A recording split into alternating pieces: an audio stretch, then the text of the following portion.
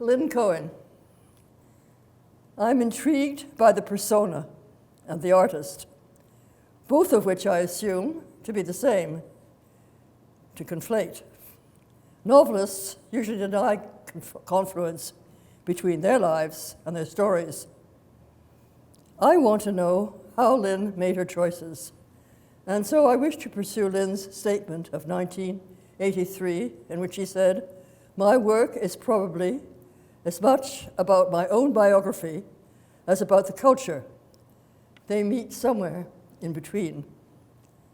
One must assume that biography can do without indications of place or time, for Lynne, by 1992, no longer dated her images, because she said, the photographs of the 70s were as relevant as those decades later. So that lets us off the hook of a biography built on chronology, but what about no longer identifying subject and place?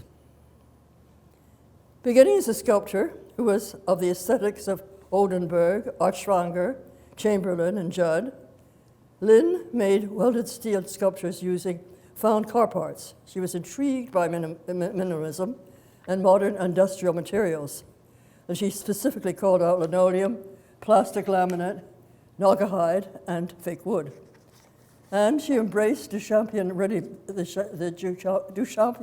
ready-made. The idea of the ready-made and modern materials would be strongly present in her work as a photographer, which she began close to home in her native Midwest. Mobile Home Park, Ypsilanti, Michigan, which you see on the screen, is the first picture by Lynne that Richard Pear and I acquired for the CCA in 1979. It is immediately a work in which the absence of human life is, I quote, packed with humor, presence, and permeated by sadness and humor. Lynne said people have such a strong presence that were I to photograph them, what interests me, the strangeness of how things are, would fade into the background. She sees her photographs as full of life and touching on the human condition, on social justice. An inferred, implicit, oblique association with the human body is always discernible. For her, the stronger the better. Years later, Lynne felt that she had made a mistake about Duchamp, that she'd gotten his idea of the ready-made wrong. As I saw it, there are works of art out there, this is Lynne speaking, pieces of the world, that I was framing. Where I got Duchamp wrong, and I wasn't the only one, is in ignoring his attitude of aesthetic indifference. I saw my found installations as politically and aesthetically charged.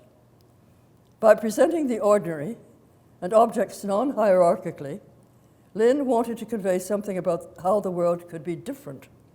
I'm not sure what she meant by that, but then she declared unequivocally, I am not neutral about what I photograph. What is it that she chooses to look at closely, and why? First, and briefly, she made pictures in private homes and then moved to working environments. This is already a biographical statement. She said, I'm interested in the look of places where people spend their time and what they do to them, and what places in turn do to the people who pass through them. Figure 2 is on the slide, is on the screen. In 1970s, she said, people's homes often freakishly matched up with pictures of home furnishing catalogs that she was drawn to.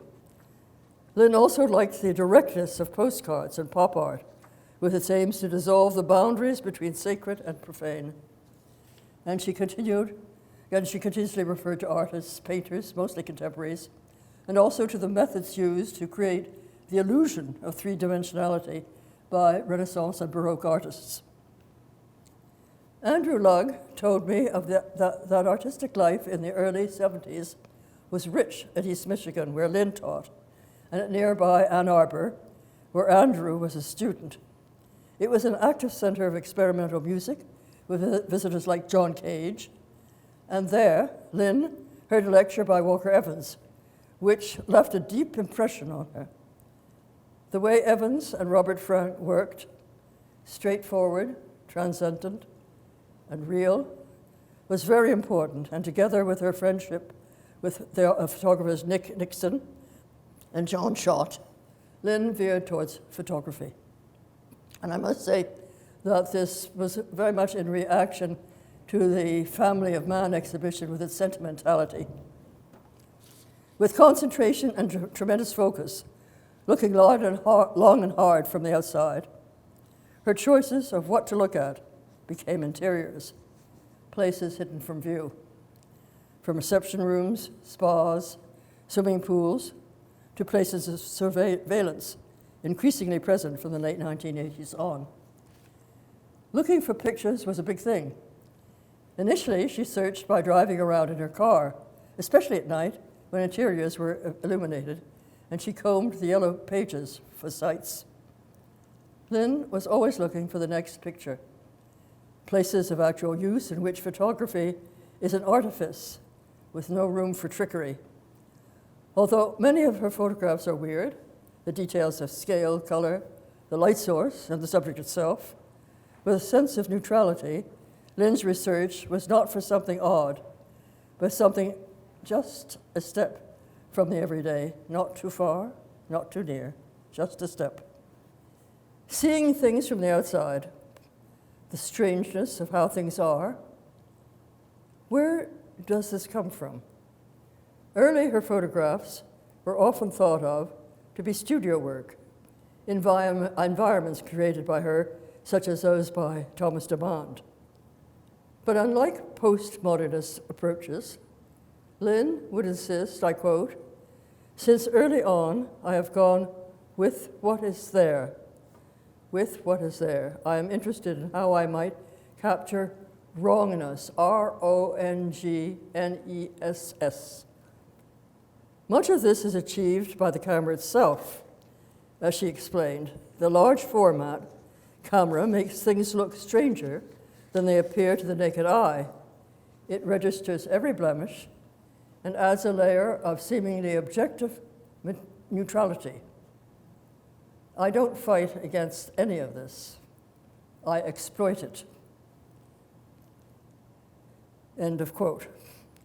She embraces wrongness of scale, and the wrongness inherent in using color film induced her to use it.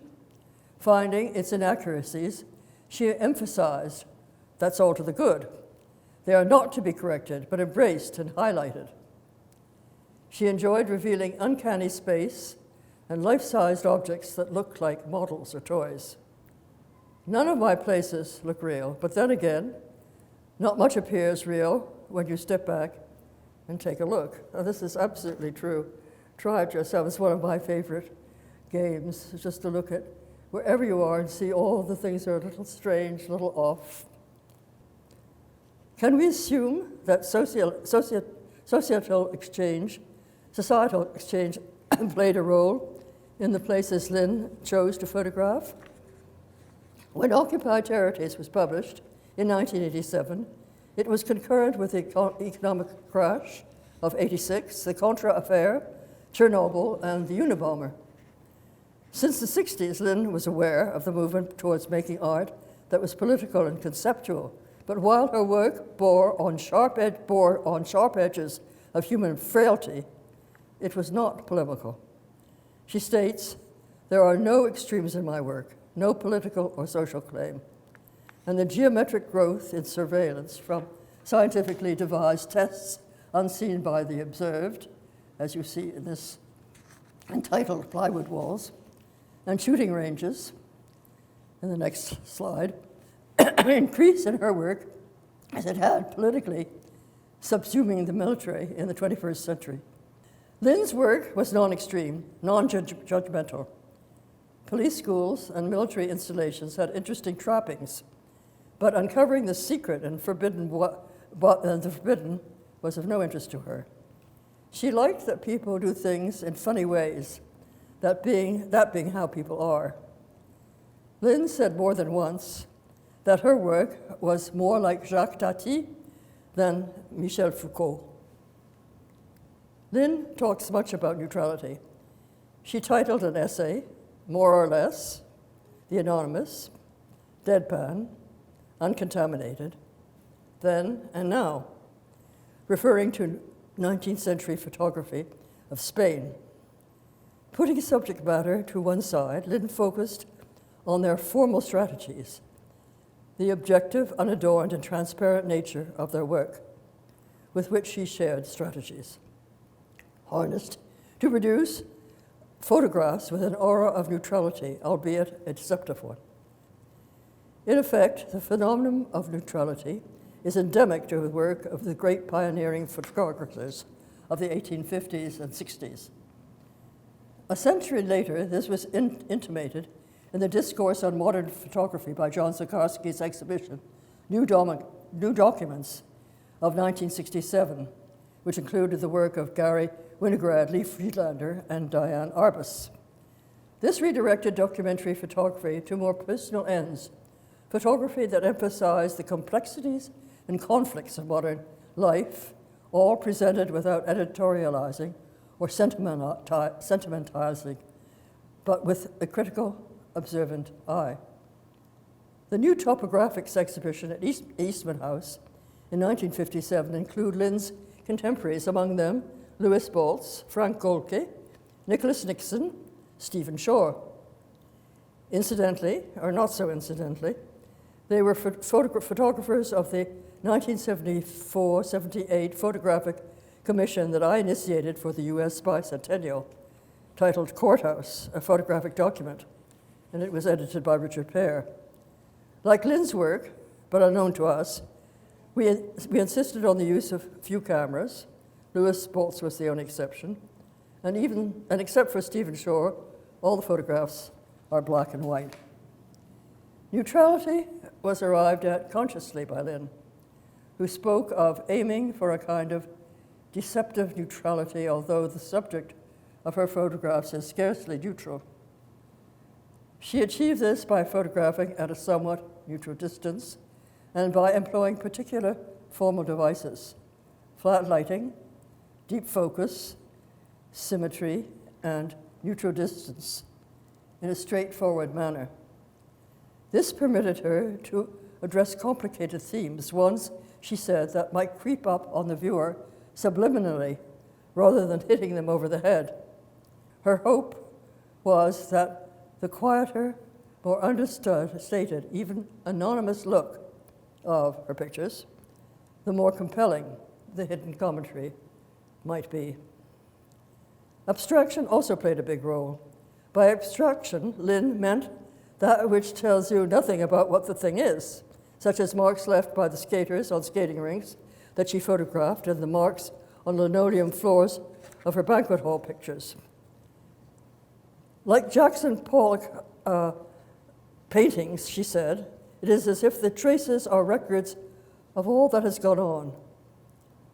Wondering how it is that sometimes a record becomes more an abstraction than a document, Lynne found that scale plays a role, especially so in large-scale, mostly colored photographs that she begins making after 2009. She felt that large scale also enhances the formal qualities of her pictures and allows the viewer to almost get inside. Like Baroque painting, the viewer is engaged physically and psychologically. Lynne started using color film in the late 1990s, intrigued by the possibility that something unexpected could happen in using it. But she very much liked black and white, not least because it leaves a lot for the viewer to fill in. This, to her, was crucial. Talking of early Spanish photographs in 2012, Lynne was eloquent about the relationship of viewer and the work of art, which goes hand in hand with neutrality. There is, I think, something more egalitarian about allowing things to speak for themselves, about inviting viewers with their personal histories and baggage to enter into and contribute something of their own.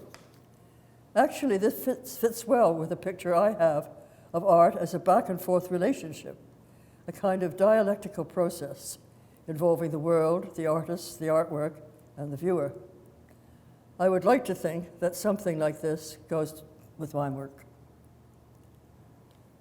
And that, for me, Phyllis, the superb craftsmanship, the refusal of piety, the humor, the cues askew, and the view of the strangeness of things. Thank you.